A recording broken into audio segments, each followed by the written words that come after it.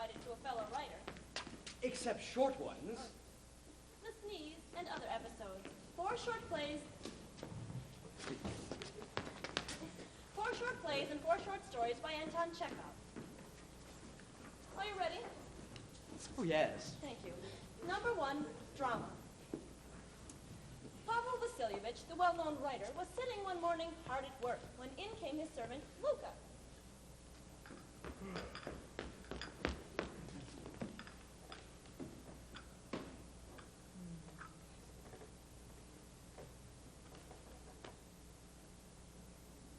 Pavel Vasilyevich, Said Luka to her master. she's here again, sir. A whole hour she's been waiting. What? The lady with the spectacles. She's here again. Tell her I'm busy.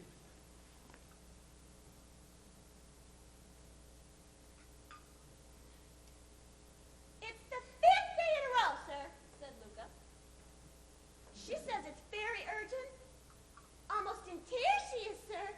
Yes, of course. Oh, bless you, sir. She'll be so pleased. I'll show her into the study. Yes. This way, ma'am. In here.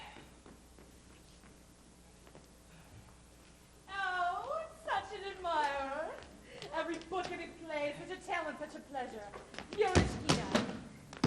You don't remember? Why should you? It's a Rockonoffs. Every word you write. I don't think I'm trying to flatter you. I know how you writers hate flattery.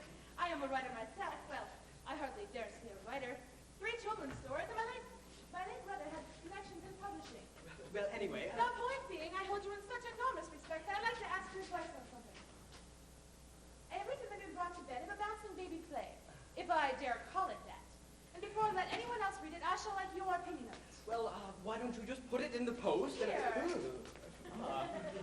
In that case, why don't you just leave it with me? And as Pavel soon as Vasilyevich, I know how busy you are. I am a little. I know every moment is precious to you. I do have a number of things. This so- is the grossest impertinence. You must be cursing me in your heart. Oh, no. An hour or 2 at a time, that's all I ask. Oh, yes, I look forward to reading it. Oh, I shouldn't dream of putting you to the trouble. I'm going to read it to you myself. Act 1, Scene 1. The luxuriously appointed drawing room of a country house on the estate of Baron Gogotov. Dasha, the chambermaid, is dusting the escritoire. Enter Sasha, the footman. Sasha. Oh, there you are, Dasha. Dasha. Oh, it's you, Sasha. Sasha. Dasha. Yes, Sasha. I'm establishing their names, you see. Sasha. You know what they're saying in the kitchen. Dasha. They're saying it's Elena Sergeyevna Bogatova, the Baron's daughter, who's 19 now and lovely as a peach, has taken it into her head to build a school and a hospital on the estate for the likes of us. Whatever is the world coming to? But her mother doesn't hold with such goings on. She believes the likes of us ought to remain in ignorance. They say it's how she wants to marry Anna Sergeyevna off to some rich gentleman. I just don't know. Sasha and Dasha are comic characters, of course, but they are there to make their serious point, as you'll hear. Sasha, such Russians. Yet how shall we ever see the light without education? How shall we overcome books? How shall we ever learn to appreciate books and plays and such? How shall we overcome the terrible darkness in which... Why me? Why me? You write the play, and I'm the one punished for it. Oh, no. She's going. Oh, hold on. She's coming back. Oh, she's making an entrance. She's gone all noble. This is the young mistress, is it? 19, lovely as a peach? Well, as long as she doesn't need some local intellectual. And I haven't slept all night. I've been thinking about Valentin Ivanovich, the 22-year-old student who arrived here last week. I knew it. He's such a strange man. He has enlightened views on popular education, yet he doesn't believe in friendship or love. He has no real purpose in life. It's up to me to save him. Well, you see, she's going to fall in love with him. He's not going to fall in love with her. She's going to renounce him. He's going to be carried off in a cholera epidemic. She's going to devote her life to saving stray pigs. You don't think the monologue is a bit too long? Monologue? I'm sorry, was I talking to myself? Oh, your monologue. Oh, no. Perfect. Just right, yes. Thank you. But please, feel free to make any observations you might like to make. Enter Valentin Ivanovich. Stop. Yes? This is not in any way a criticism, but I do you have to leave for the country tomorrow morning, Oh, so perhaps... we must press on then. Enter Valentin So Ivanovich. perhaps he could fall into some disused mine shaft before he opens his mouth? No? Valentin Ivanovich, I have come to talk to you about various matters of public hygiene. No, never stop him now. Anna Sergeyevna, you try to live by the intellect alone. You won't listen to your heart. Here they go. Valentin Ivanovich, the heart. What is the heart? What is the heart? Something in a textbook Something in on a anatomy. textbook on anatomy. If you're using it as a conventional term for what are called feelings, then I don't acknowledge it. Anna Sergeyevna, shyly. How about love? How about love? Is that just an association of ideas? Tell me frankly, have you ever loved? Valentin Ivanovich, oh, please. You're touching upon old and still unhealed wounds. Anna Sergeyevna, what are you thinking about? Pause. What's happened? She stopped. I believe you're unhappy. Oh, no, not at all. Happy as a fish in a frying pan. You believe he's happy? He's happy. Who's happy? Oh, so you believe she believes he's unhappy. Ah. No, please. Feel free to make any changes you might like to make. But on this point, I must insist. I believe you're unhappy. How long was I asleep for? An hour? 2 hours? We must be very near the end. Yes, it's the renunciation scene. Oh, we're nearly there. Now what's she saying? Curtain. What can I say? How rarely has a curtain afforded such exquisite pleasure.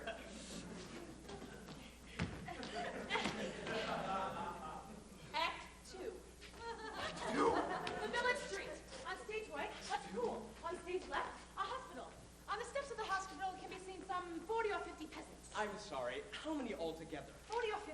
In the background, there are several... 40 or 50 acts! 40 or 50 peasants. In the background, more peasants can be seen taking their shirts to the tavern and stage for drink. Acts. How many acts? 5. From the windows of the school, Valentin Ivanovich stands watching. All right, 5. Say the first act took an hour and a half. 5 times 1 is 5, plus 5 times half. Minus act 1, that's an hour and a half. Plus say half an hour for intermission. I might still get away for the weekend. Suddenly, there's a thundering of hooves. A squadron of Cossacks gallops on stage left. Oh, nothing penny-pinching about this production. What's you going to do with a squadron of Cossacks, I wonder? And gallops off again stage right. Not a lot. Must keep my eyes open. Might be a herd of elephants next. Close them for a moment, perhaps. Just listen. Zuzi, Zuzi, Zorzel. That's good, like that bit. Zarzel, Zarzevich. Zuz, Zuzi, Zorzel. I beg your pardon. I'm sorry, was I speaking? You said, Oh yes, wonderful, amazing. thank you. We partly started. Valentin Ivanovich, no, let me go away from here. Anna Sergeyevna, frightened. Why? Valentin Ivanovich, aside. She's gone pale. To Anna Sergeyevna, don't force me to reveal my reasons. It's never going to end, is it? I'm never going to see my wife and children again. I'll never see another summer. Never hear the birds or smell the flowers. Valentin Ivanovich, you've raised me from the dead. You've given me new life as the spring rain gives life to the waking earth. Help! My lawyer! I demand to see my lawyer. A doctor! Give me a doctor, quick! All right. Where's the confession? I'll sign. Anna Sergeyevna, I love you, Father. I love him more than life himself. Baron Bogatov, no, kill me if you must, but not that. Valentin Ivanovich, no, kill me first. Anna Sergeyevna, kill me. Oh, yes, of course. Curtain, Act 3. The banks of a great river of sunset. A fleet of barges can be seen moving slowly downstream. Surveying this peaceful scene is Anna Sergeyevna. Anna Sergeyevna, if only we could know where life is leading, what its end, and what its point.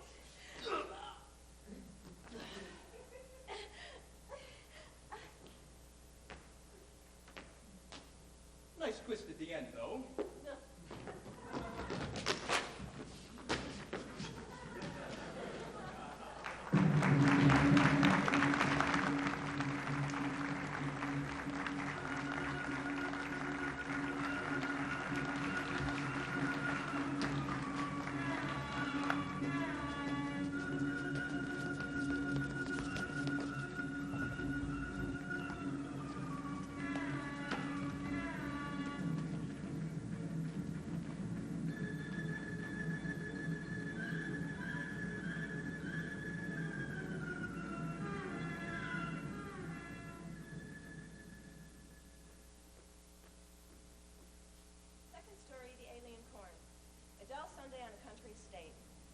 Kamyshev, the owner of the estate, is making a leisurely lunch. Sharing the meal is an elderly Frenchman, Monsieur Champoun, who was once a tutor to Kamyshev's children. But they've all grown up and left home long ago. Damnation, but that mustard's hot. Down your throat, up your nose, can't speak, can't see. Feel it in every joint. That's Russian mustard for you. Once gets the same effect out of your precious French mustard if you swallow a pot of it. Some people like French mustard and some like Russian. No one likes French mustard except the French. Put anything in front of a Frenchman so long as it's French and he'll eat it. Frogs, rats, cockroaches. You don't like this ham, do you? Of course not. It's Russian. Put a plate full of broken glass in front of you, tell you it's French cooking, you'd scoff it down and ask for more. I know what you French think. If it's Russian, it's no good. I never said that, madame. Anything Russian? Terrible. Anything French? Oh, c'est très joli. You want to know what I think of France? A handful of dirt. I mean, let's be frank, it's about half the size of my estate. You can go around the whole of France in one day. Step outside the gate of this country, and you can keep going forever. Certainly, madame, Russia's a vast country. You think the French are the flower of civilization. Got manners, you Frenchmen. Grant you that. Fetches a lady a chair fast enough. Doesn't spit on the floor. But there's no spirit in you. I read somewhere that what you people have is acquired intelligence. All on books. Whereas what we have is natural intelligence. If Russians were taught science properly, we'd be the equal of any professor in the world. It's possible. It's not possible, it's so. I don't know what you've got to complain about. I have nothing to complain, madame. I should think not.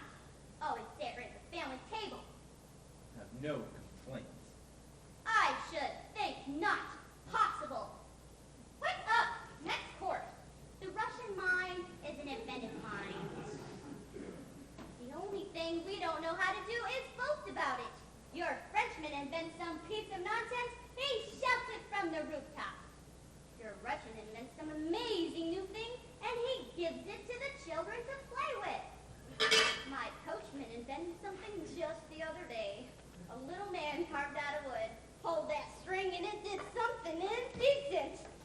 He doesn't go around boasting about it. Possible. Indeed.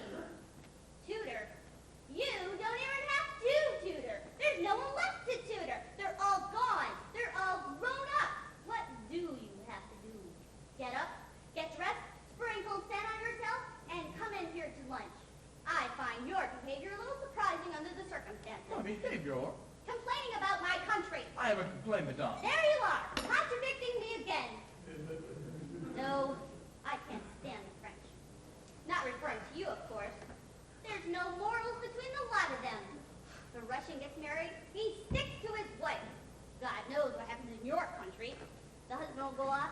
He'll probably sit in the cafe all day, while the wife lets in a whole house full of Frenchmen and dances a can-can with them. But once upon a time, French ladies do not do the can-can. Oh, come on. Let's not be blinded by prejudice. If the French behave like swine, let's admit it. They behave like swine. We should be grateful to the Germans for beating you. I've sat here for the last 30 years and listened to your insults. There comes a day when one can take no more. Where are you off to? Back to France. Funny. Dinner wait around for the main course. Sad world you can't pull a leg or two over lunch. I said not much fun in life if people can't take a joke. No, madam. You wouldn't fly up, would you, if I teased you about the mustard? No, madam. Though I don't suppose you've ever tried French mustard. No, madam. Or Russian? No, madam. Not much fun talking to you, then, is it? No, madam. No, madam, no, madam. What a light. You're not careful, you end up talking to yourself.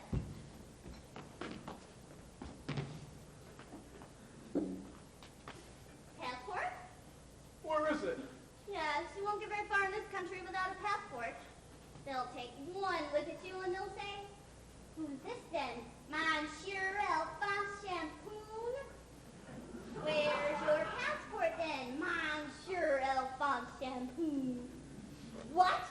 No passport? Perhaps you'd like to take a trip in the opposite direction then, to Siberia. Siberia? You won't find French mustard in Siberia. When I give you my passport, I give it to you. Yes, and I put it in a safe place. Where is it then, please? My dear Chip, how should I know? That was 30 years ago. Oh my God, my God! I curse the dancing in my head to leave my homeland. You can show the Siberians how to dance the can-can. You're mocking me, you're making a sport of Of me. course I am. My dear fellow, you must learn to take a choke. Can't say a word to you, you fly up like a wildcat. Oh, come on, madame. You know I'm devoted to Russia. You know I'm devoted to you and your family. To leave you would be as hard as to die. But every word you say cuts me to the heart. Funny fellow, though. Fancy taking offense just because I say a few rude things to the French. Of all people. Come now, let's sit down. We'll have our pie. Misha. Good heavens. Misha here wouldn't fly up if I teased him a little. Would you, Misha? No, madam.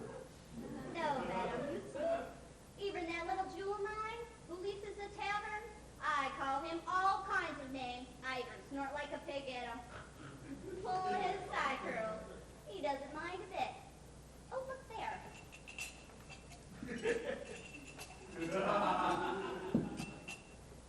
Eat up then, friends.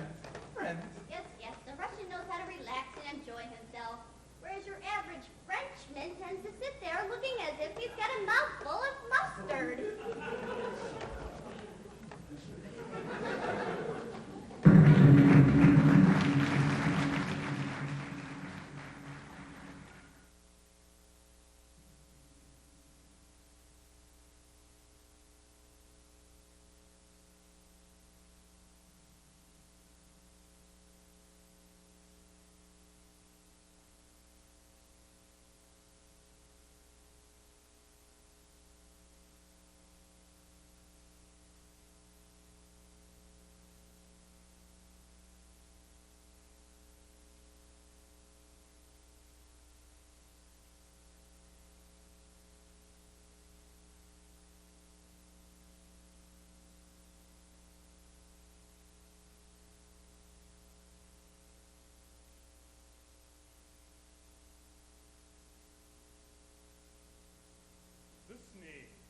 One fine evening, a government official, no less fine an evening itself, was at the theater. And with him was his wife. They had good seats in the stalls. And they were having a very enjoyable evening.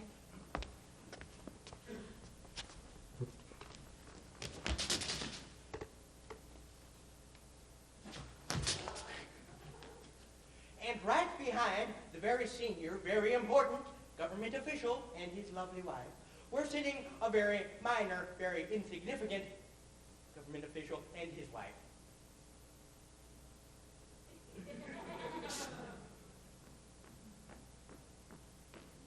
Also having a very enjoyable evening.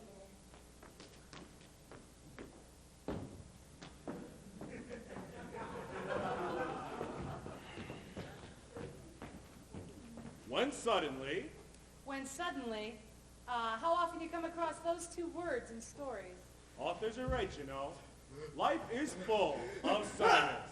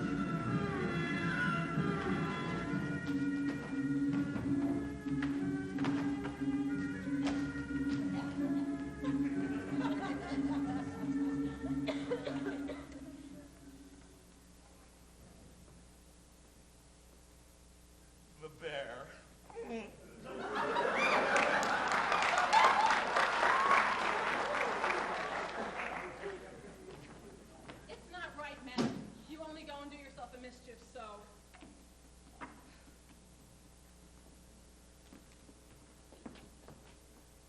Cook and parlor maid are out picking berries. Why? Every breath you take out there today is a joy from heaven. Even the cat knows how to take her pleasure in life. Her too. She's catching little birds. And here you are, sitting inside the whole day long like a nun from a nunnery with no pleasure in life at all. To think, madam, a whole year has gone by since you set foot outside of the house. Nor shall I set foot outside it ever. Why should I? My life is over. He is lying in his grave, and I have entombed myself within these four walls. We've both died. Hark at you that I should hear such things. Your husband said, and there it is. It was God's will, and may his soul rest in peace. You've grieved your grief, and that's enough. It's time to put an end to it. You've forgotten all your neighbors. You won't go to visit them, and you won't let them come to you.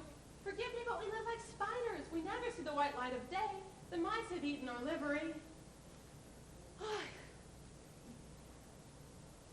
The district is full of gentlemen. There's a regiment over in town, and the officers, a sugar plum, everyone a delight to the eye. Looks don't last forever. 10 years from now, you'll be the one who'll want to show off your fine feathers. You'll be the one who'll want to throw dust in their eyes. And then it'll be too late! Please! Never mention the subject again. Since my husband died, as you know, life has lost all meaning for me. I swore on his grave never to come out of mourning and never to look upon the light of day. You understand? Let his shade see how I love him. All right, I know it was no secret from you that he treated me badly. That he was cruel to me and even, yes, unfaithful. But I shall prove to him that I will remain faithful unto the grave. Do you understand? He shall see it laugh from beyond the tomb, exactly what sort of woman I was. Better to walk in the garden than say such things. Better to have Toby and Giant harnessed up and to call on your neighbors. Oh, Madam, sweet madam, what's this now? Lord have mercy. Oh, Toby. He always loved Toby so. He always rode Toby when he was going over to the Korshagins or the Vlasovs. He was such a wonderful horseman. Such a graceful bearing as he hauled with all his might on the reins. Do you remember? Oh, Toby, Toby. See that he's given an extra handful of oats today, Luca. Yes, ma'am. Who's that? Tell them I'm not at home. Very good, ma'am. You watch, Nikolai. You'll see I'm capable of love and forgiveness. While I have breath in my body, while this poor heart of mine still beats, my love will never die. Aren't you ashamed of yourself? Here I am locking myself away like tonight's good little wife and being faithful to you unto the grave, and there are you. Well, you should be ashamed of yourself. Madam, it's someone asking for you. He wants to see you. You told him, I presume, that I have been at home to no one since the day my husband died. I did so, but he wouldn't pay no heed. He says it's a very pressing matter. I am not at home. I told him. Well, he doesn't swear the great hobgoblin comes barging in. He's got into the dining room. Oh, very well. Show him in, then. Such boorishness. How tedious these people are. What do they want with me? Why must they intrude upon me? No, I see I shall have to retire to a nunnery in good earnest. A nunnery? Yes, why not? Blockhead, talk too much. That's your trouble, jackass. Smirnov, Gregory Stepanovich Smirnov, landowner and lieutenant of artillery, retired. I'm obliged to trouble you on a matter of extreme urgency. What do you want? Your late husband, with whom I had the honor to be acquainted, left bets outstanding on 2 notes of hand in my favor, amounting to 1,200 rubles. Since the interest on my mortgage falls due tomorrow, I should be grateful if you pay me the money today. 1,200 rubles? And how had my husband incurred these debts? He used to buy oats off me. Yes, Luca. Don't forget to give Toby an extra handful of oats. If my husband left debts to you, then of course I shall see that you're paid what you're owed. Forgive me, though. I've no money to hand at present. My steward will be back from town the day after tomorrow, and then you'll get your money. In addition to which, it's exactly 7 months today since my husband died, and I'm in no mood to concern myself with money matters. If I don't pay the interest tomorrow, however, I'm in a mood to go head over heels in the bankruptcy court. They're going to seize my estate. You'll get your money the day after tomorrow. I don't need the money the day after tomorrow. I need it today. Forgive me, but I can't pay it today. And I can't wait till the day after tomorrow. But what can I do if I haven't got the money? So you can't pay it then? I can't pay it. Ah, and that's your final word. That's my final word. Positively your final word? Positively my final word. My most humble thanks. I shan't forget this. And still they expect me to keep calm about it. I just met the tax collector on the way here. Gregory Stepanovich, he says, Why are you always in such a temper? Well, for pity's sake, how can I not be in a temper? I'm desperate for money. Started out yesterday at the crack of dawn, went around everyone who owes me, not one of them paid up. Got dog tired, spent the night next to the vodka barrel in some godforsaken tavern, wind up here 40 miles from home, think I'll get my hands on something at last, and I'm agreed with, not in the mood. Temper? Of course I'm in a temper. I made myself quite clear, I think. My steward will be back from town, and then you will get your money. I haven't come to see your steward. I've come to see you. Why, by all the flaming devils of hell, pardon my language, why should I want to see your steward? My dear sir, I am not accustomed to such curious turns of phrase, nor to being spoken to in that tone of voice. That is as much as I am prepared to listen to. How about that? Not in the mood. 7 months ago, her husband dies. What about me, though? Have I got to pay my interest tomorrow, haven't I? All right, your husband's dead, you're not in the mood, and all the rest of it. Your steward's gone out somewhere, damn him. And what am I supposed to do?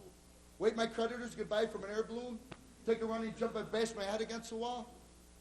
Oh, I go to see Grozhev, he's not in. Yaroshevik, he's gone into hiding. I curse courts and halfway to hell and practically throw him out a window. Matuzov's got cholera, and this one's not in the mood. Just you wait, though. You'll find out who you're dealing with. They're not going to make a fool of me, damn them. I'm going to stay here until she pays up. May! Yes, sir. Water.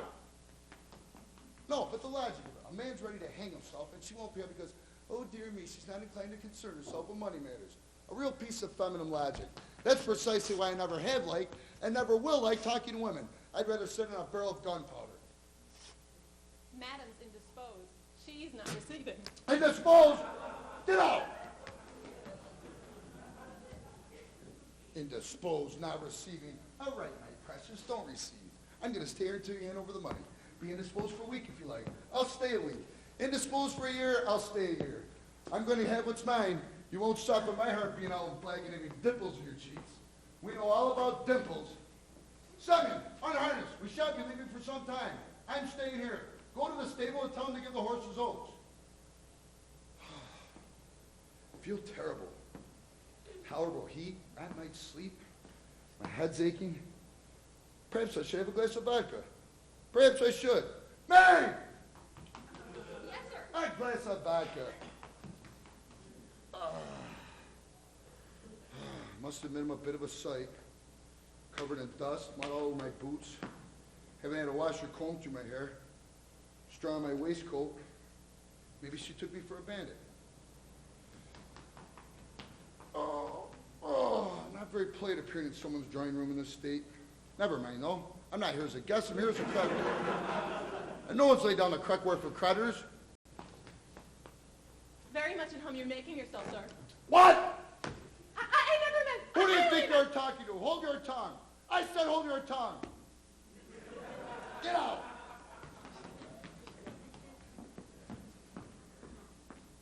My dear sir, I have long since grown unaccustomed in my isolation to the sound of the human voice, and I cannot bear shouting.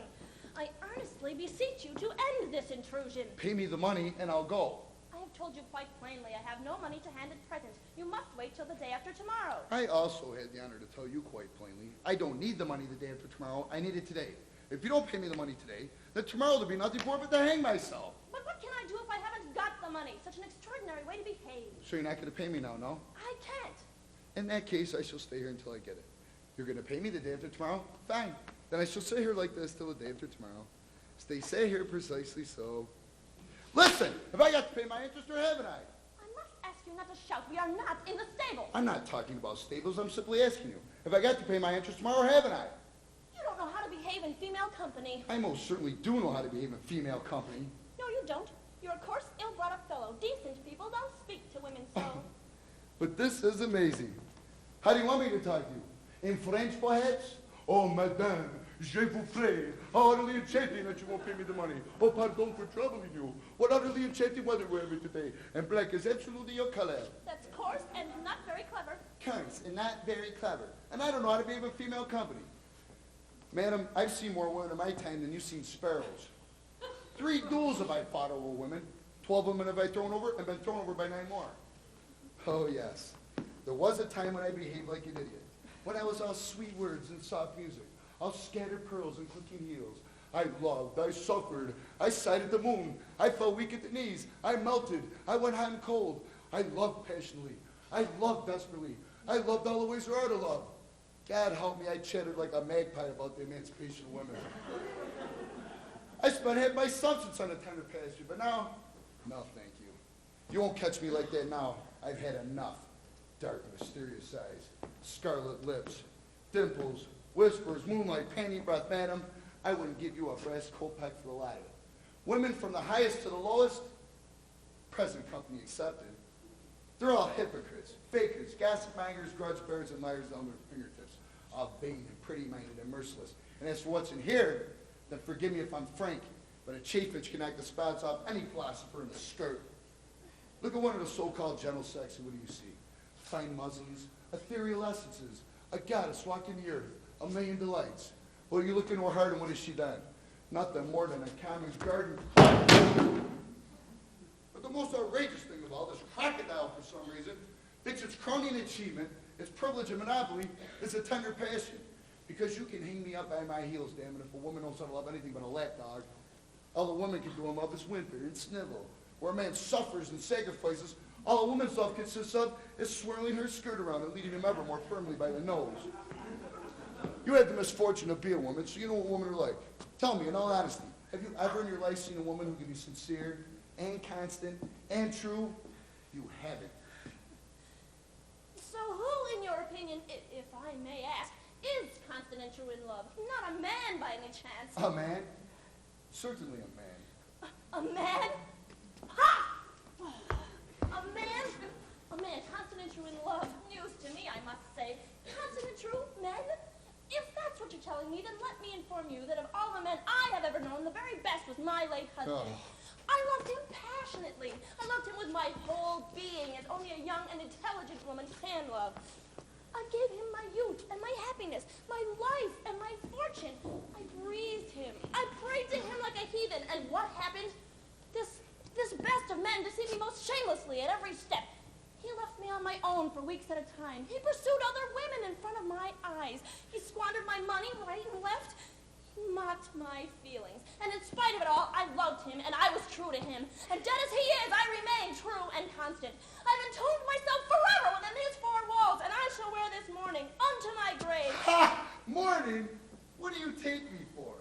Is it better to know why you were wearing this fancy dress, or why you shut yourself up inside these four walls? Oh, yes, because it's so mysterious and poetic. Good.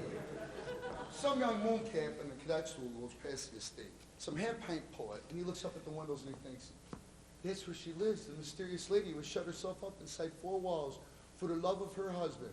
We know all those tricks. How dare you say such things to me? You buried yourself alive, but you haven't forgotten to powder your nose. How dare you speak to me Don't that way? shout at me, thank you. I'm not your steward. I'll call a spade, if you please. I'm not a woman, and I'm accustomed to speaking my mind. So kindly stop your shouting. I'm not shouting! You're shouting. Kindly go away and leave me alone. Give me the money, and I'll go. I won't give you the money. Oh, yes, you will. Not a kopeck. So there, you can just go away and leave me alone. You know, I don't have the pleasure of being your husband or your fiancé. So don't make scenes at me, if you please. I don't like it. You set yourself down. I have. You won't go? No? No. Very well, then. Luca! Luca, show this gentleman out.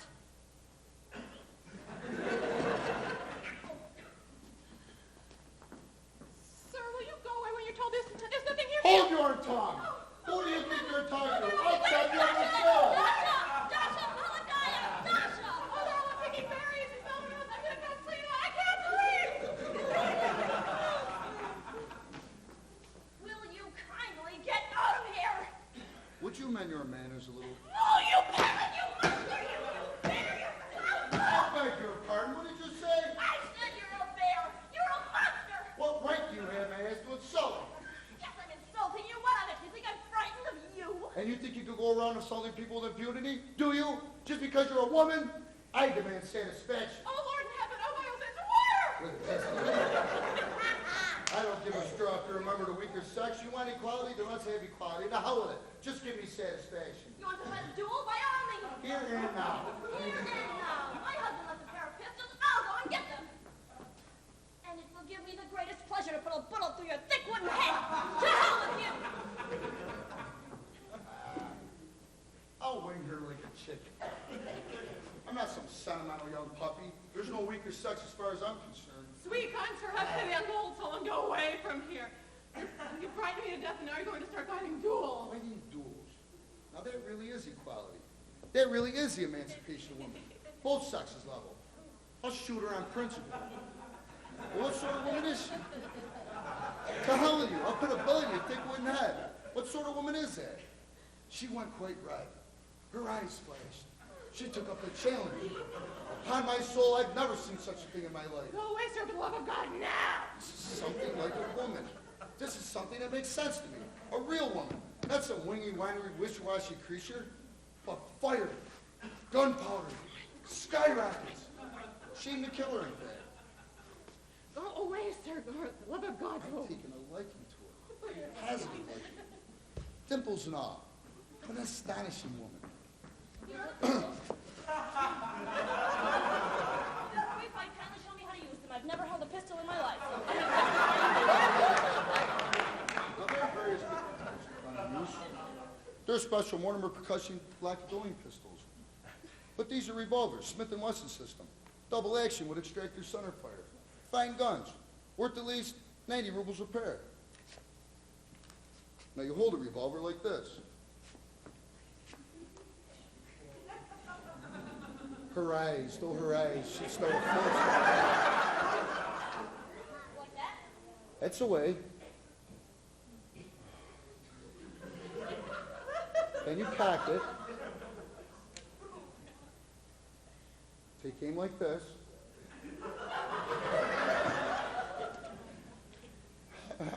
Head back a little.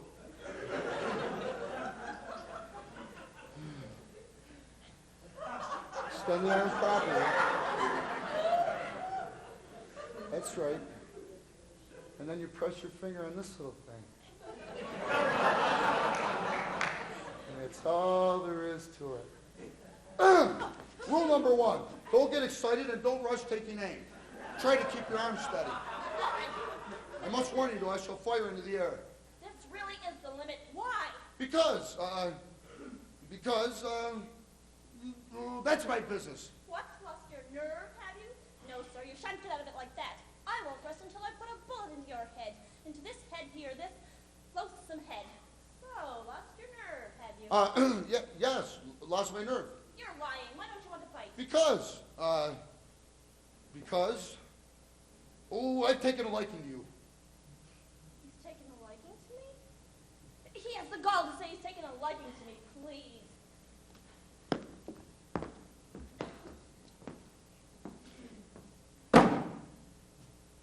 Listen, are you still angry with me?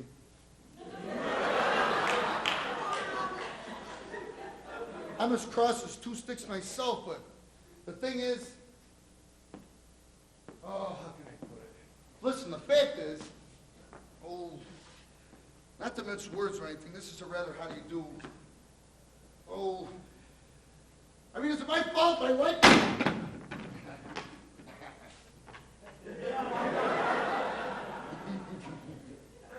Very fragile furniture, you goddammit. I like you, you see. I'm rather in love with you. Get away from me! I hate you! My God, but what a woman. I've never seen anything like it in my life. I'm finished. I'm done for. Caught like a mouse in a mousetrap. Stay back or I'll fire! Fire away. You don't know what happiness it would be to die in the sight of those miraculous eyes. To be shot by a revolver holding a tiny soft hand. I've gone mad.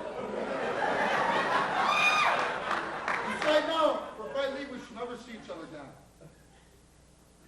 I'm a landowner. Decent sort. 10,000 a year. Fine stable. Can hit a kopeck in the air. Will you be my wife? I demand satisfaction! I've gone completely mad. Don't know what I'm doing. Maid, water! Give me satisfaction! Man is a hatter. Falling in love like a schoolboy.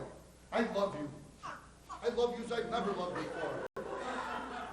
12 women have I thrown over. Been thrown over by 9 more, but not one of them have I loved the way I love you. Turn into a heap of jelly. Here I am, kneeling like an idiot, offering you my hand. Should be ashamed of myself. Haven't fallen in love for 5 years. Swore to high heaven, and now, all of a sudden, head over heels like a hunter off of a horse. I'm proposing to you. Yes or no? Don't want to? Then don't. Wait! Well? Nothing. Go. Or rather, wait. No, go. I hate the sight of you. Wait, where are you going? Oh, rage. I'm in what a tearing rage. My fingers won't fall over that horrible thing. What are you standing there for? Get out! Farewell. Yes, off you go then. Wait! What a tearing rage I'm in. What a tearing rage. Don't come near me. Don't come near me. I'm in a great rage myself. Falling in love like a schoolboy. Get down on my knees. One hand cold all over. I love you. It's the last thing I need to go falling in love with you. I've got the interest to pay. I've got the heat to pay. And now, on top of it all, never forgive myself for this. Take your hands off me. I hate you. Get away from me. I demand satisfaction.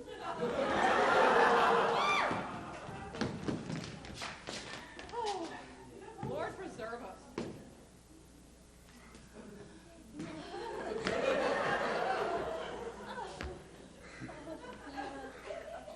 Luca, tell them in the stables.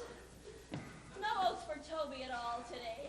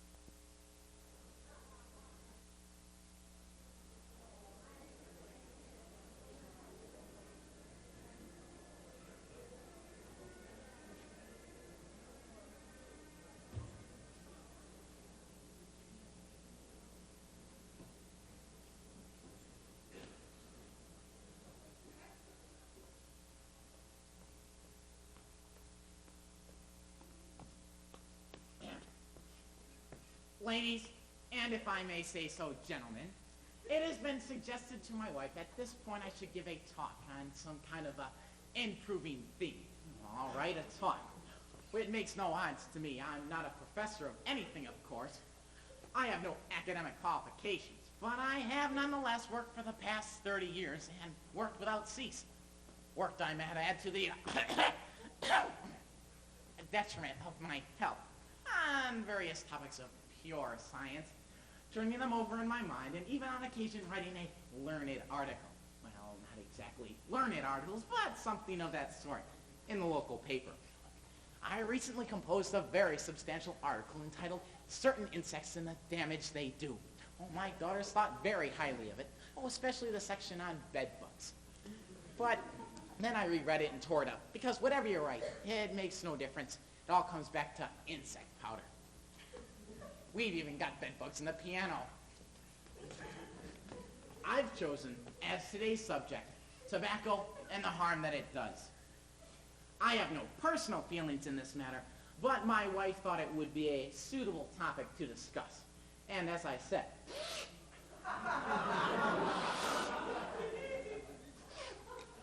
it makes no odds to me.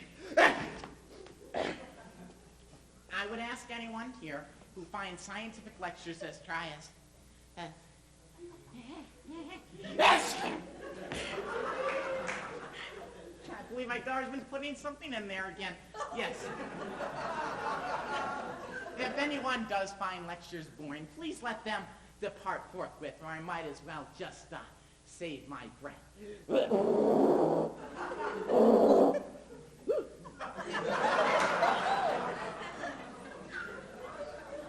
And I would ask any doctors present to please pay particular attention, because besides tobacco's harmful effects, it has medical applications as well. For instance, if we place a fly inside the snuff box, we notice it dies. Most likely of a nervous complication. Oh, and tobacco, I think I may safely say, is of vegetable origins. Oh, when I speak in public, I tend to wink my right eye, but please pay no attention to that. It's just a result of nervous tension. I am, in fact, a martyr to nervous tension. I started winking my right eye in 1889, on the 13th of September, when my wife presented me with my 4th daughter. In fact, all my daughters have been born on the 13th of the month.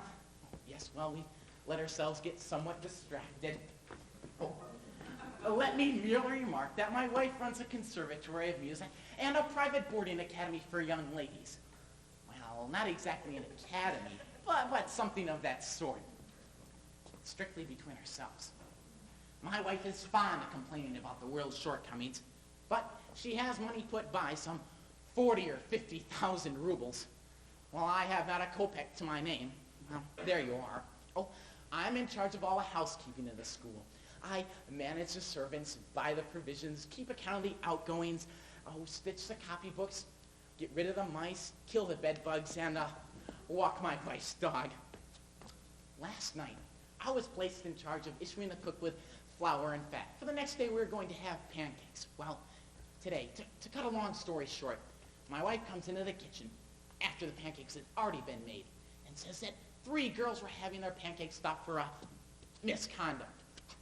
What were we going to do then? We were 3 pancakes over. Well, first my wife said to put them in the cellar, but then she thought for a moment and said with great kindness, "You can eat them yourself, you dummy!" That's what she calls me when she's not in a good mood. Dummy, or snake in the grass, or Satan. I don't know why Satan. She's usually not in a good mood. Take last night, for instance. She wouldn't give me any dinner. What's the point of feeding you, you dummy? Well, as a result of all this, I just gulped down the pancakes without even chewing them, which may result from my winking right now. Oh, we've gotten distracted again. We must get back to our subject. Though I'm sure you'd much rather be listening to the symphony orchestra or the opera.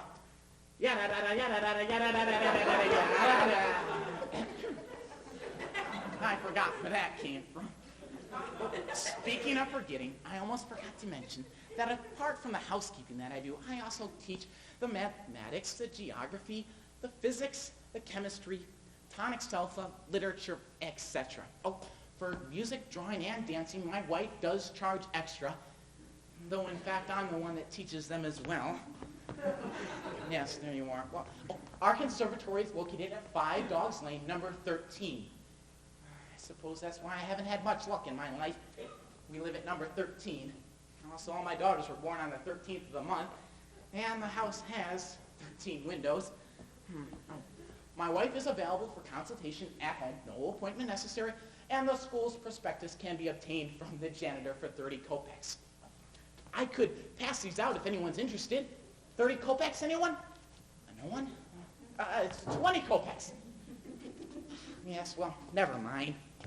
Number 13. I haven't had much luck in my life. You look at me up here and think I'm merry as a cricket. But inside I feel like screaming at the top of my voice and taking wing off somewhere to the other end of the earth. And I have no one to tell my troubles to. You say, what about your daughters? What about my daughters? I talk to them and they laugh at me. Well, I've gotten distracted again. Let me merely remark. What is it? 7 daughters my wife has? No. 6. No. 7. 28 the eldest and 17 the youngest. There's only one man in the entire establishment, and that is I. Oh, but parents entrusting their children to us need not worry on that account. My wife handles the situation so delicately, the girls don't even think of me as a member of the opposite sex at all. Yes.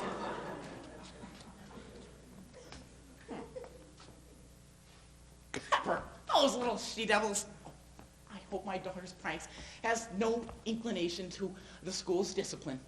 In matters of discipline, the school can only work hand in hand with the families. It's the families that I blame in these matters. I don't think they've arrived yet, so I can speak quite frankly on this score. They're taking an awfully long time to get themselves married, my daughters. Well, I suppose that's because they're shy, also because they never get to see any men. My wife does not like to entertain. She finds inviting people over a quite needless expense. But I can tell you with great confidence, they can be found on all major holidays at their aunt's. Oh, that's Natalia Semenova, the one with the yellow dress and the rheumatism. The dress that looks like cockroaches are crawling all over it. And they'll give you something to eat there, too. And as long as my wife's not there, you can, let me warn you, one drink and I'm okay. And I feel so happy inside. And yet, I feel so sad. All at the same time. Oh, how I feel. I remember what it used to be young. Oh, how I long to be young again. Oh, I should long to run away. Just run away with never a glance behind. Away from that evil petty miser that's tormented me for the last 30 years. Away from the school and the meals and all that vileness and rubbish. Just to stand in the middle of the field somewhere, like a tree or a telegraph pole or a scarecrow. And just to stare into the shining silent moon above. Oh, how I just long to leave all that rubbish behind. Oh, how I just long just to forget everything. I love not to remember anything. How I should love just to tear this tailcoat that I've been married in and given these endless lectures for the last 30 years. Here, take it. I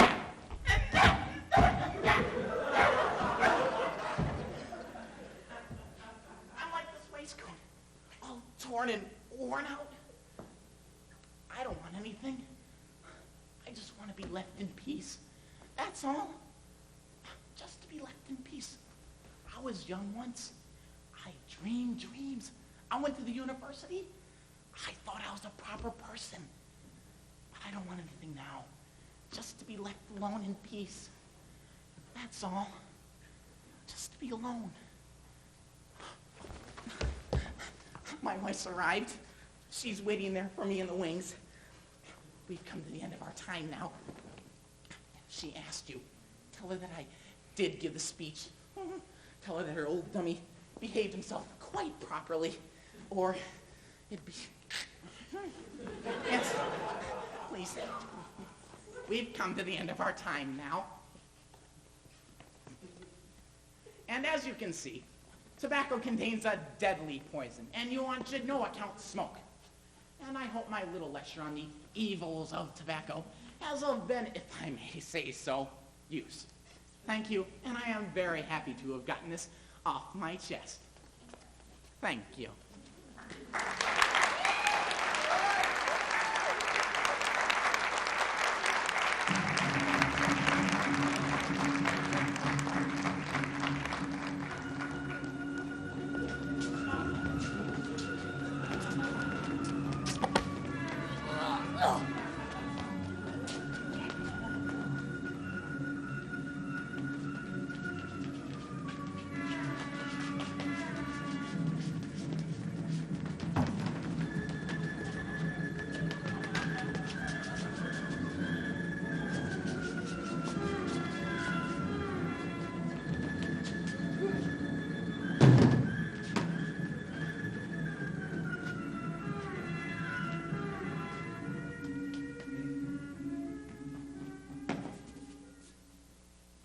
Inspector General.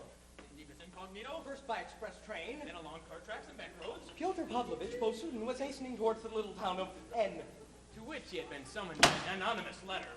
I'll take them by surprise, he thought to himself. I'll strike down at them like a thunderbolt out of the blue. I can just imagine their faces when they hear who I am. And when he thought to himself long enough, Well, he fell into conversation with the driver of the cart. And what did he talk about? About himself, of course. Of course. Of course. Of course. Of course. Of course. Of course. Of course. So, I gather you've got a new Inspector General in these parts. True enough. Know anything about him? Know anything about him? Of course we do. We know everything about all of them up there. Every last little clerk. We know the color of his hair and the size of his boots. Know about the top man. Why, that's why they've sent him here, so we know about it. So what do you reckon? Any good is he? Oh, yes. He's a good one, this one. Really? Did one good thing straight off. What was that? He got rid of the last one. Holy terror he was. Hear him coming 5 miles off. Say he's going to this little town. Somewhere like we're going, say. He'd let all the world know about it a month before. So now he's on his way, say.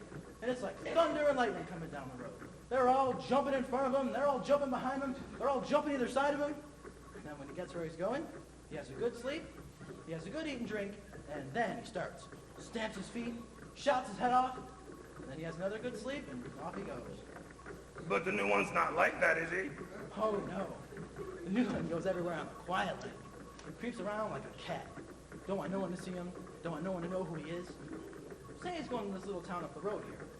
Someone there sent him a letter on the sly, say. Things going on here you should know about. Something of that kind. Well, now, he creeps out of his office so none of them up there see him go. Hops on a train just like anyone else, just like you or me. Then when he gets off, he don't go jumping into a cab or nothing fancy. Oh, no. An ordinary horse and cart will do for him. He covers himself up from head to toe so you can't see his face, and he growls like an old dog so you can't recognize his voice. Growls? That's not growling. That's the way he talks, from what I gather. Oh, is it? Oh, but the tales they tell about him. You'd laugh till you burst your tripes. I'm sure I would. Drinks, money. Drinks? Oh, like a hole in the ground. Famous for it. He's never touched he's never touched a drop in his life, from what I've heard. Oh, not in public, no. Oh, goes to some great ball. Oh, no, thank you, not for me. Oh, no, he puts it away at home. Wakes up in the morning and rubs his eyes, and the first thing he does, he shouts, vodka! So in runs his valet with a glass. And another, says he. Picks himself up a tube behind his desk he has, leans down and takes a pull on it. No one the wiser.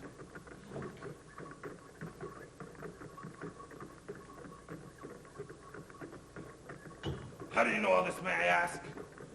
Can't hide it from the servants, can you? The valet and the coachman have got tongues in their heads. Well, then again, he's on the road, say, going about his business, and he keeps the bottle in his little bag.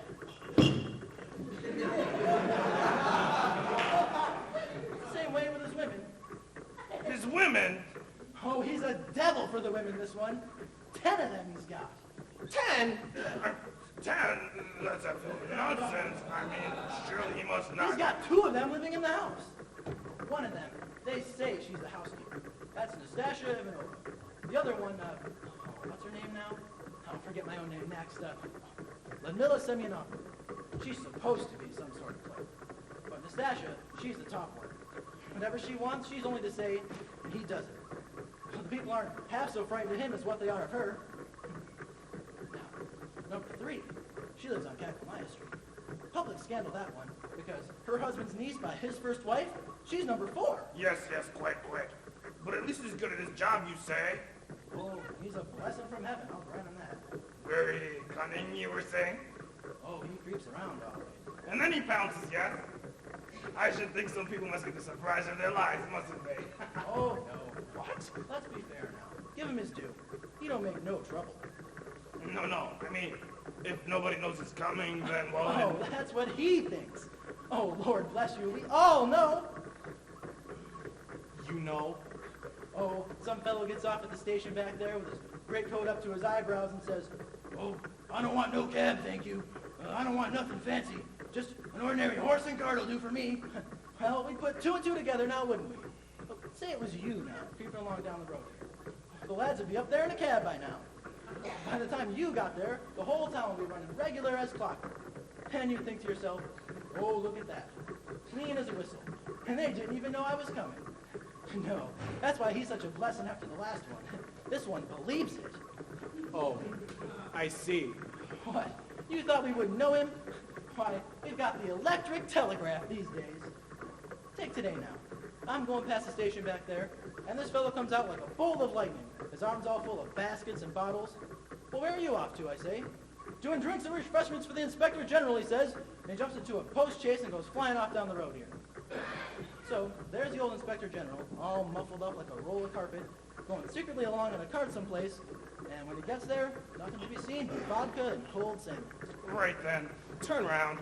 Damn you! Whoa, boy, whoa! Oh, so what's this then? You don't want to go running into the Inspector General, is that it?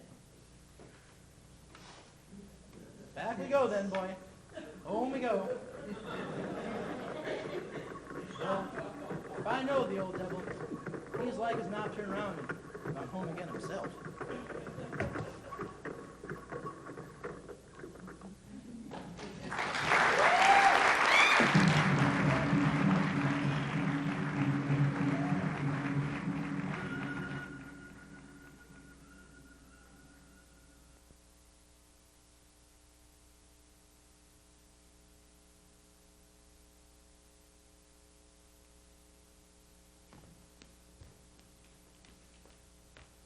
The stage is empty.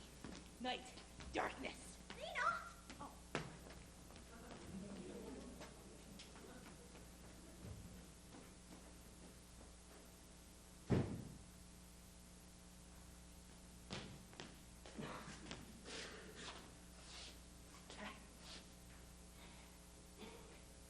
Well, here's a fine how do you do. Here's a fine state of affairs. Well, let's sleep in my dressing room. The show finished hours ago. Everyone's gone home. And what am I doing? Quietly taking 40 winks. You stupid old so-and-so. You silly old devil. Must have got so tight I dropped off as I sat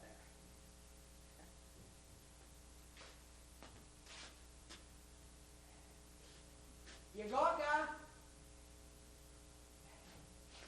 Yegorka, damn you! Petrushka? They've gone to bed, the devils.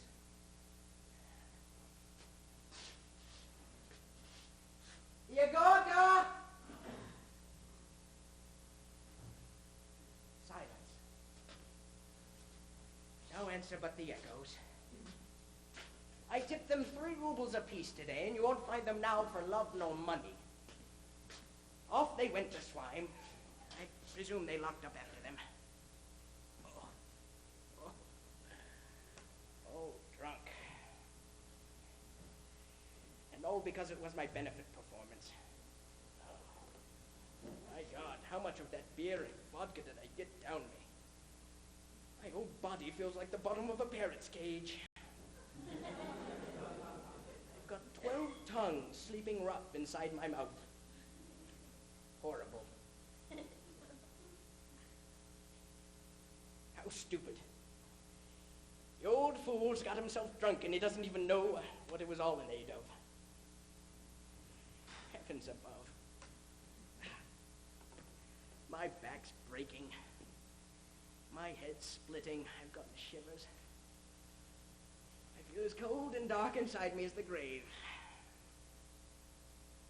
Even if you don't take care of your health, you might at least take a little pity on your old age, you stupid clown. Yes, old age. Yes, you can get up to your tricks. You can put a brave face on it and play the clown. But your life's over. 68 years you've kissed goodbye to now, for heaven's sake. You won't see them again. The whole bottle drunk. Only the last drop left at the bottom. Only the dregs. So, there we are. That's the way it is.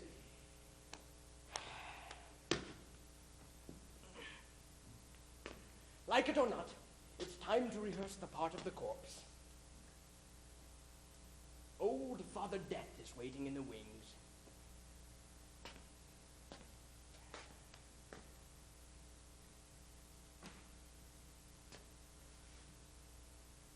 I've been on stage for 45 years, though, and I do believe this is the first time I've ever seen a theater in the middle of the night. I do believe it is. Curious. Can't see a thing. Just make out the dome there, and the box. Everything else is blackness. A black, bottomless pit. Like the tomb, with death hiding in it. It's cold. There's a draft from out there like the draft from an empty fireplace. Just the spot to raise a few ghosts. My God, but you can feel the fear strike into you. My spine's crawling. Yegorka! Petrushka, where are you, damn you? My God, though, what am I doing swearing like this? Give up swearing. Give up drinking, for God's sake. You're an old man. It's time to die. People get up in the morning and go to church when they're 68. They get ready for death. What are you doing? Swearing. Drunk as a pig. Tricked out in this clown's costume. Oh, I'm not fit to be seen. I better go and get dressed.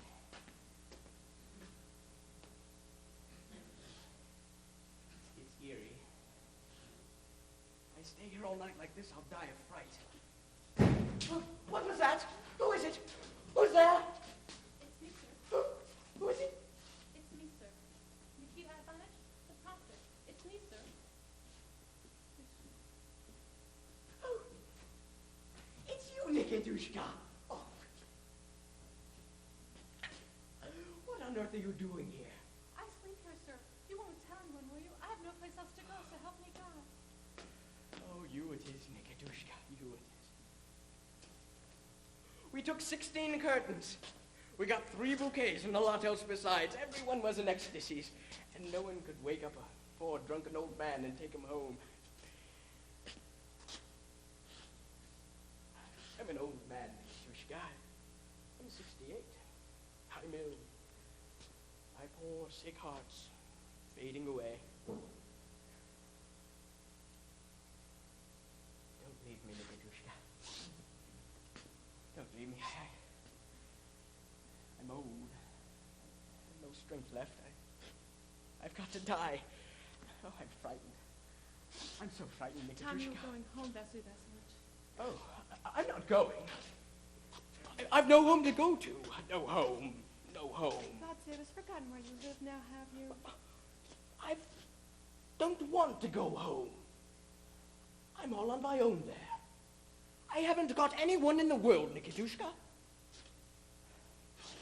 No family, no wife, no children. I'm as lonely as the wind in the fields. I've no one to remember me when I'm gone. I get frightened on my own. No one to warm me when I'm cold. No one to be nice to me. No one to put me to bed when I'm drunk. Who do I belong to? Who needs me? Who loves me, Nikedushka? No one loves me. The audience loves you, Vasily Vasilich. The audience has gone home, gone to bed, forgotten all about their clown. No one needs me. No one loves me. No wife, no children. Nonsense now, what are you grieving about? I'm human, aren't I? I'm alive. I've got blood flowing in my veins, not water. I'm a gentleman, Nikedushka. Before I fell into this pit, I served in the army. I was in the artillery. What a fine young fellow I was. What a handsome, young, upright, young, dashing, young, fiery young fellow I was. My God, though,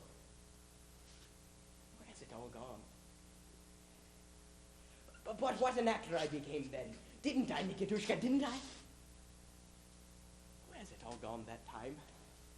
Where is it now? I looked out into that pit tonight, and it all came back to me. It all came back. That pit out there has swallowed up 45 years of my life. And what a life it's been, Nikitushka. What a life. I look out there now, and I see it all down to the last little thing. See it like your face in front of me. The delights of youth, the faith, the fire, the love of women. The women, Nikitushka, the women. Tommy, we're in bed, Vasily Vasilich. When I was a young actor, when I was first starting to get my teeth into it, I remember there was a woman who loved me for my art. An elegant creature she was, as graceful as a poplar, as young and innocent, as pure and passionate as a summer's dawn. One glance from her blue eyes, one flash of her amazing smile, and no darkness could resist. The waves of the sea break against the rocks, but the waves of her hair would have broken down cliffs and melted icebergs.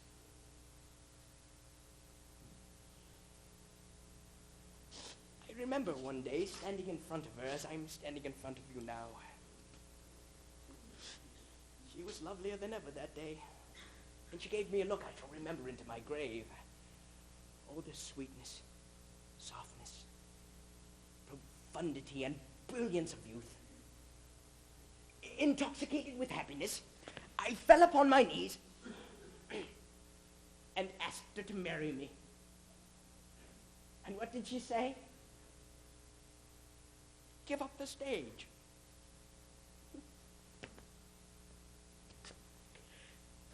Give up the stage. Do you see? She didn't mind being in love with an actor, no. But will marry one? Not on your life. I was appearing that day, I remember, a low comic part. And as I performed, I felt as if my eyes had been opened. I saw that there was no sacred art about it. That it was all delirium and delusion. That I was other people's creature, the plaything of their idle fancy, their jester, their buffoon. And I saw the audience for what it was. From then on, I didn't just trust their applause. I didn't trust their bouquets or their ecstasies. Oh, yes, Nikitushka, they applaud me. They pay a ruble for my photograph, but they don't see me as someone like themselves. They see me as trash, as something not much better than a courtesan. Oh, yes, they scrape acquaintance with me so that they can boast of it, but they wouldn't demean themselves by marrying their sisters or their daughters to me. Oh, no, Nikitushka. I don't trust them. Don't trust them an inch. You don't look yourself, Vasily Vasilich. Let's go home for the love of God now. I grew up that day. And dear it cost me, Nikitushka, dear it cost me. After that little incident, after her, I lost all sense of aim and direction. I stumbled on without looking where I was going. I played fools and scoffers. I clowned. I sowed corruption. But what a talent I had. What an artist I was. I buried that talent. I cheapened myself. I coarsened my language. I lost the divine image and likeness. That black pit out there just swallowed me up. I've never felt it before, but tonight I woke up and looked back, and there were 68 years behind me. Old age!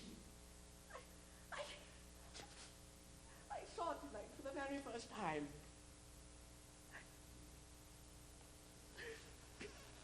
My race is run. My song is sung.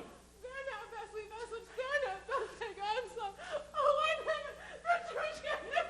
What a power I had. What talent? You can't imagine. What diction, what feeling and grace, what a range of emotions inside this breast.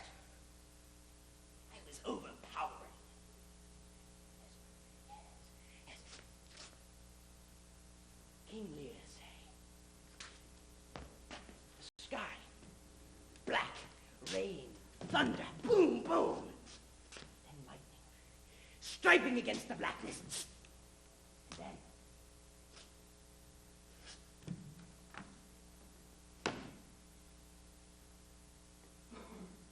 blow winds and crack your cheeks. Rage, blow. You cataracts and hurricanes spout till you have drenched the steeples, drowned the cocks.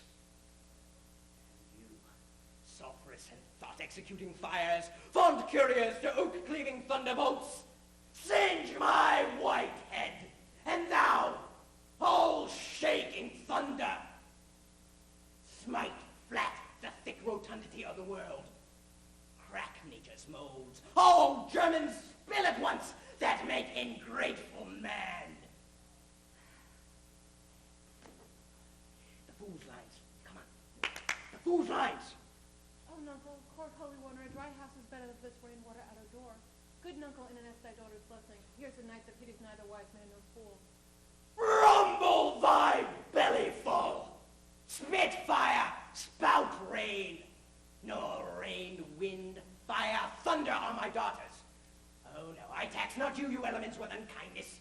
I never gave you kingdom, call you children. Power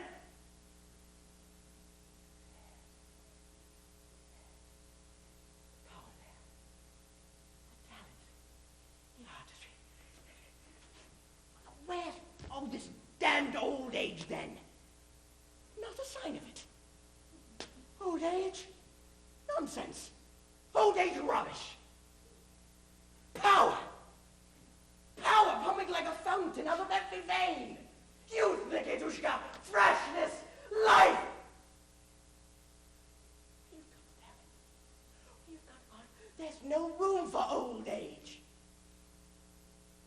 Have I gone mad, Nikitushka? Are these mere ravings? What was that? Petrushka, your worker must have come back. No, you've got the talent, Vasily Vasily. You've got the talent. In here, you drunkards!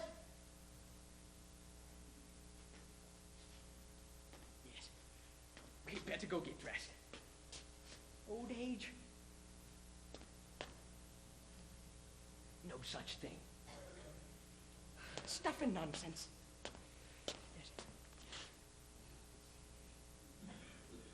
But what are you crying for, Nikitushka?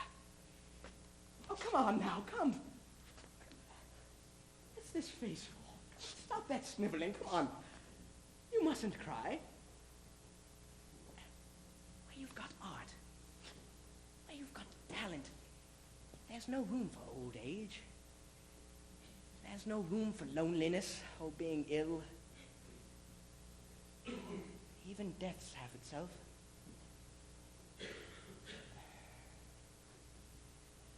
No. No, you're right, Nikitushka. What talent do I have? I'm a squeezed lemon, a melting icicle, a rusty nail. And what are you? A prompter, an old theater rat. What talent do I have? All I'm good for in a serious play is an attendant lord, and I'm getting old for that. Yes, Nikitushka, yes. You remember that speech in Othello?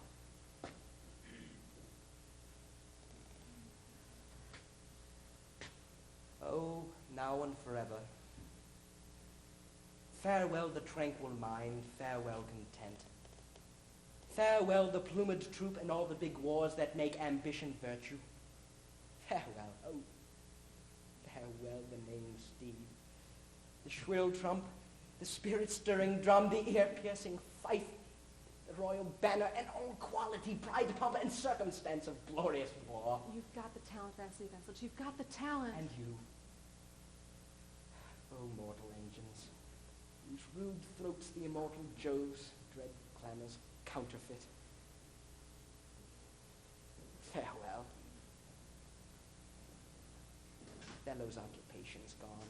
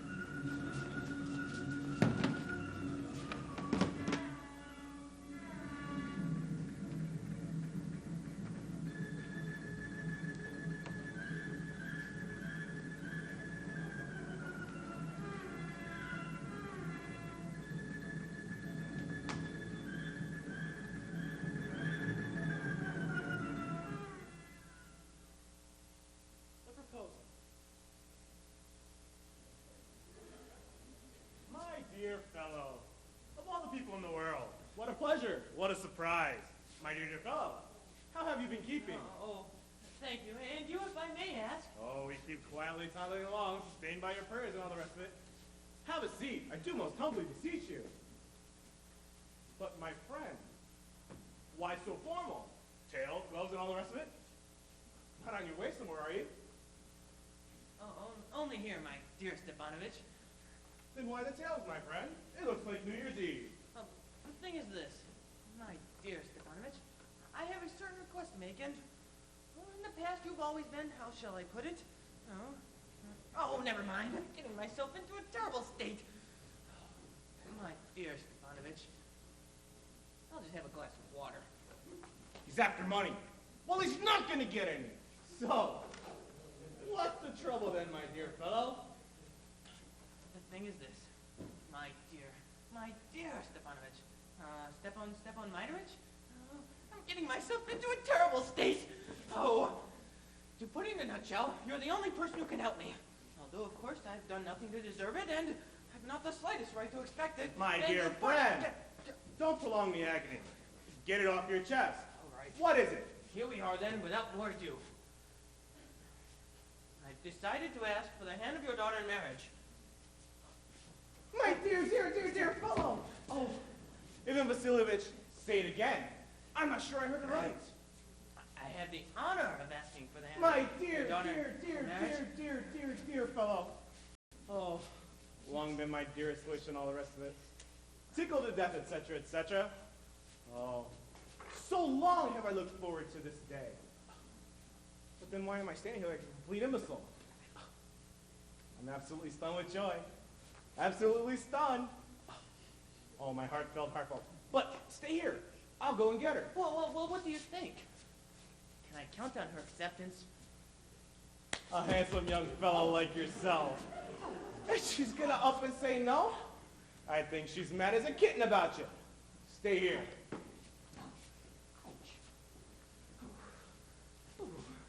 Freezing. Oh, I'm shivering all over.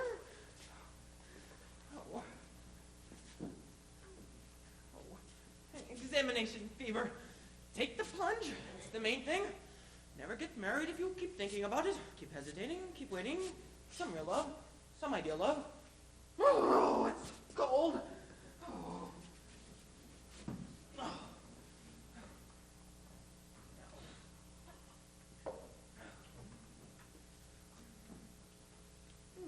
Natalia Stepanova, she knows how to run a house. She's not bad looking. She's educated. What more do I want?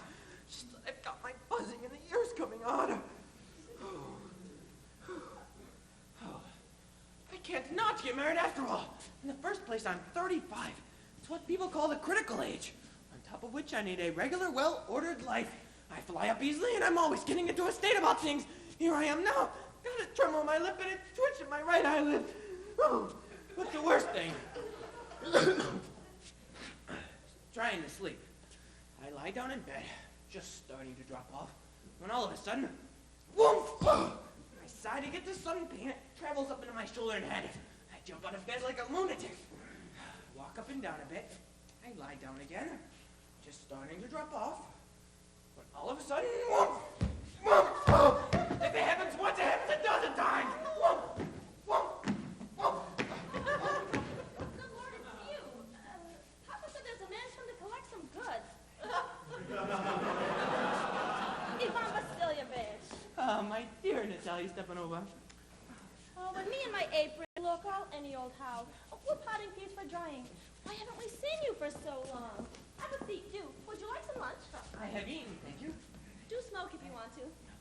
Oh, wonderful weather. Such rain yesterday, though. The men didn't do a stroke all day. How much have you got in? Can you imagine? I just went guzzle, guzzle, mowed the entire meadow. Now I'm regretting it. Frightened all my hay is going to rot. Should have waited. What's this, though? Tails? Never thought I'd live to see you in tails. Off to a ball, are you? You're looking very handsome today, I must say. Why all dressed up like this? Oh, my dear Natalia Stepanova. I have a certain request to make. I've decided to ask you to... Oh, listen to what I have to say! Now, this may, of course, come as something of a surprise, and, well, you may be rather cross about it. But the point is this. Oh, so hideously cold. What is it then? Go on. I shall be as brief as I can. You know, of course, that I've had the honor of being acquainted with your family for some time, since I was a child. My dearly departed aunt and her husband, from whom, as I believe you know, I inherited my estate, always had the greatest respect for your father and your dead mother. We Lamans and you Chibukovs have always been on very friendly, and may almost say family terms.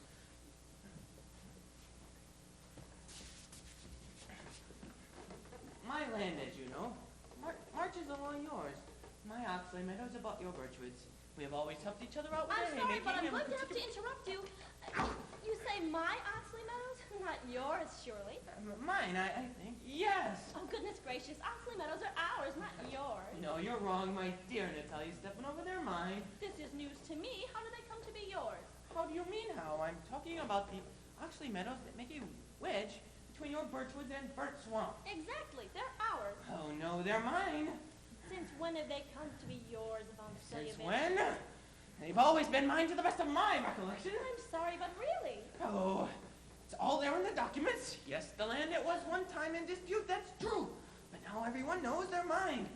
My aunt's grandmother, granted your father's grandfather's peasants, temporary rent for use of land in consideration for them making bricks for her. Your father's grandfather's peasants enjoyed this use of land for nearly 40 years and became accustomed to regard it as their own. But when the land register was published, it clearly stated that... No, it's not like that. Oh! My father and my great-grandfather both regarded their land as extending right up to Burnt Swamp, so Oxley Meadows are ours. What possible dispute can there be? I don't understand. I find this all rather vexing. I'll show you in the document. Oh, no, it's just your little joke, isn't it? Or else you're having me on. It's rather a shock, that's all. We own a piece of land for nearly 300 years, and suddenly we're informed it's not ours? I'm sorry, I can scarcely believe my ears. Oh, it's not the meadows I mind about. A dozen acres all told. They're not worth more than 300 rubles or so. But it's the unfairness of it that outrages me. Say what you like, but I cannot abide unfairness. Oh, well, listen to what I'm saying. I implore you. Your father's grandfather's peasants made bricks for my aunt's grandmother. My aunt's grandmother wishing to do them a favor in return. All I know is that Oxley Meadows are ours. Oh, excuse me, but they're mine. Ours. Oh, you can sit there arguing all day. You can put on 15 lots of tales, but they're ours. I've no wish to take what's yours and no great desire to lose what's mine. Thank you very much. It's not that I care about the land, but I do care about the principle of the thing. If you want the land, please, I'll give them to you. I can very well give the meadows to you, for that matter, since they're mine. Oh, I don't understand. We've always thought of you as a good neighbor, as a friend. Why, last year we lent you our threshing machine, which meant that we had to finish threshing our corn in November. And here you are treating us as if we were gypsies, giving me my own land. I'm sorry, but I don't think that's very neighborly of you. I think it's downright impertinence, if you want to know the truth. Oh, so you're telling me I'm some sort of land grabber, are you? Madam, never have I laid finger upon another man's land, and I will not listen to such an accusation with impunity. Oxley Meadows are mine. Liar, they're ours. Oh, they're mine. Liar, I'm going to prove it to you. I'm going to send my men down there today to mow them. You're what? My men. They'll be down there today mowing. I'll throw them on their necks. You wouldn't dare. Oxley Meadows are mine, you understand? Mine! Don't shout at me, thank you. You can shout and wheeze with rage at home all you like, but while you're here, I must ask you to keep yourself under control. Madam. Oh, my head. Oxley Meadows are mine. Do you understand? They're ours. They're mine. They're ours. They're mine. They're mine. They're mine. Oh. Papa, explain to this gentleman, will you, who Oxley Meadows belongs to, us or him? My dear fellow, they're ours. My dear Stepanovich. But how do they come to be yours? My aunt's grandmother granted your grandfather's peasants temporary rent for use of land in consideration for them making bricks for her. Your grandfather's peasants enjoyed this use of land for nearly 40 years and became accustomed to regard it as their own. But when the land register was published... My dear sweet man, you're obviously forgetting the peasants didn't pay your aunt's grandmother and all the rest of it, precisely because at the time, the land was in dispute. But now, as any old fool knows, the land is ours. But I can prove to you they're mine. My dear man, you can't. I can! Dearest heart, why are you shouting? You can't prove anything by shouting. I have no wish to take what's yours, and absolutely no intention of giving up what's mine. Why should I? If it came right down to it, and you were absolutely determined to lay claim to the land, then I should sooner give them to the peasants than to you. So there! I don't understand.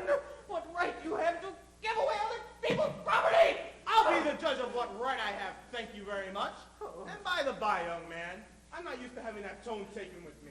I'm twice as old as you are, and I'll thank you to keep a civil tongue in your head. No, you just take me for a fool, do you? You think you can laugh at me? You call my land yours, and then you expect me to keep calm about it. That's not the way good neighbors behave. You're not a neighbor. You're a land grabber! What? No! What was that you said? What was that you said, my dear sir? Oxley Meadows are ours, and I won't ever give them up. I won't give up. We'll see about that. I'm gonna prove to their mind in court. In court? Well might you go to court, my dear sir. Well might you. I know what you. This is what you've been waiting for. A chance to go to court. You're nothing but a troublemaker. Troublemaker. Your whole family was a bunch of troublemakers. Troublemakers! A lot of them! I'll take you not to insult my family! We Lomovs have always been honest citizens. None of us has ever been taken to court for embezzlement like your uncle. No, but the Lomas were all mad! All of them, all of them, all of them. And your grandfather drank like a fish. And his famous son of yours, her younger sister ran off with an architect. And you met with me for her! Oh my God! Your father was very careful! Oh, my head. Everyone knows. Oh, your poor wife used to beat you. Oh, my head. Where's my hat? Hat. Heart. Which way am I going? Where's the door? Oh. Oh, my foot. Oh, I can't pick it up. Oh, dear. Oh, no. Then crash it out after you! Take us to court. We'll see what happens. So much for him. So much for good neighbors. The scoundrel! The The scarecrow! master takes your land, then turns around and curses you. And you know what? This hobgoblin, this walking blight, has the cheek to come here and propose. How about that? Propose? How do you mean propose? How do I mean propose? He came here to propose to you. He came here to propose to me. Why on earth didn't you say so before? Got himself up in his tails to do it, the stupid little sausage. To propose to me. Get it back! Get it back! Get it Get back! it back? What? What is it? Quick, I'm going to take it back! Oh! She's driving me mad! Oh, he was gonna propose. Loma! Oh, I'm dying. Oh. He's coming, he's coming. Just don't howl. Oh. Oh, what a wretched fate is mine being the father of a grown-up daughter. We've cursed this man. We've shamed him. We've thrown him out. And it was all you. Yes, you. Me? It was you! Oh, it was all me. Well, here he comes. No, you know! Oh, I remember now. Oh, we were actually Meadows are yours. Oh, my heart's beating like a drum. Mine? The Meadows? Yes. Actually, Meadows are yours. We were wrong. It's not that I care about the land, but I do care about the principle of the thing. Yes, the principle. But let's talk about something else. Particularly that proof. My aunt's grandmother, your father's grandfather's presents. Yes. Shall we be going hunting soon? We're black cock, yes. I'm hoping to start after the harvest. Oh. But have you heard? Such terrible luck. You remember Finder? He's gone lame. Oh, no. What happened? No idea. He must have dislocated something or gotten bitten by the other dogs. Such terrible luck. Not to mention the money. You know, I paid 125 rubles for him. Oh, too much, Ivan Vasilievich. Too much. I don't think so. He's a very good dog. Oh, after all, Papa paid 85 rubles for Flyer, and Flyer's a vastly better dog than Finder. Flyer? Better than Finder. What do you mean? Well, of course Flyer's he is. Finder's young, certainly. He's not out of his puppy coat yet. But in his line, in his action, you will find a better dog in the country. You're obviously forgetting that he's undershot. And undershot dogs always have a poor bite. Undershot? First, I've heard it. Yes, I assure you, his bottom jaw is shorter than his top jaw. You've measured them? Yes, I have. He's all right for coursing, yes. But when it comes right down to holding him again... In the first place, Flyer is a purebred Borzoi by Harness House Chisler, whereas heaven alone knows where your spotty mongrel sprang from. And in the second place, your dog is as old as the hills and as ugly as Sue. The holy may be, but I shan't train him for 5 of your Flyers. Oh, Finder's a dog, Flyers. Well, it's ridiculous. Dogs like that are as common as dirt. Every little whipper-in's got 125 rules at the outside. There's some demon in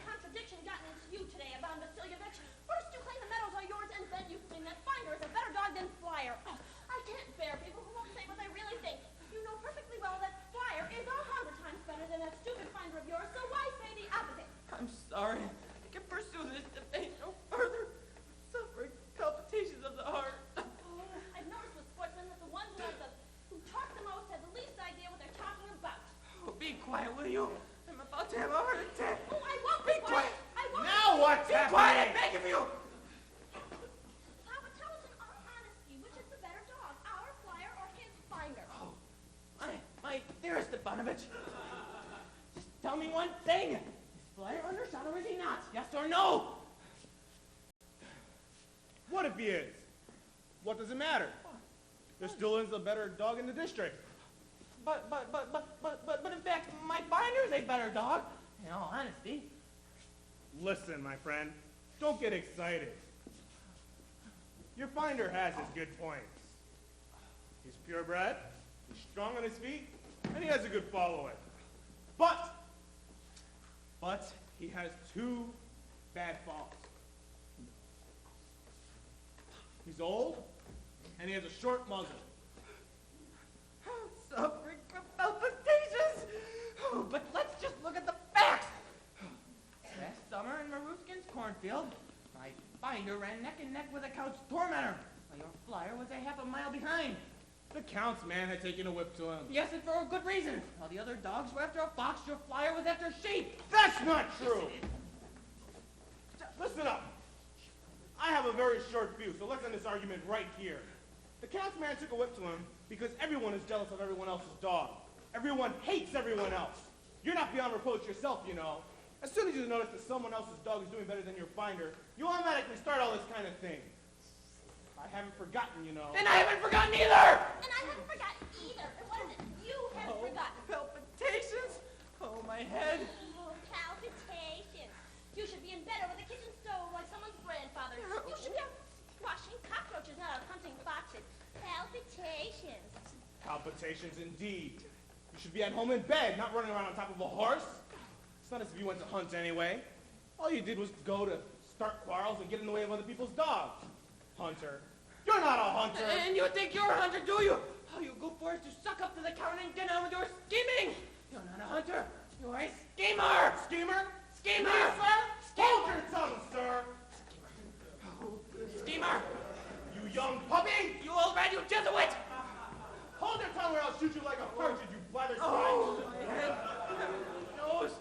Your poor wife got you up. Oh, anyways. Oh, my head. Everyone knows your housekeeper's got you on a piece of string. Oh. Oh, I feel faint. Go on. I'm having a heart attack. My shoulder. Where's my shoulder? I think I'm dying. Doctor. Doctor. You can't even sit on a horse. Papa! Papa, what's wrong with him? Oh! What is it? We killed him! Get up, doctor! Oh, get up, doctor! What? What? What is it? Ivan Vasilievich! Wake up, please. What am I... Oh, My dog is dead!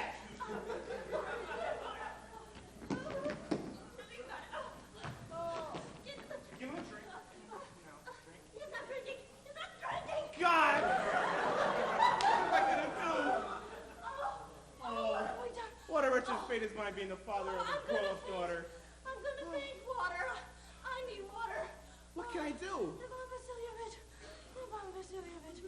Water, please. Ivan Vasilievich.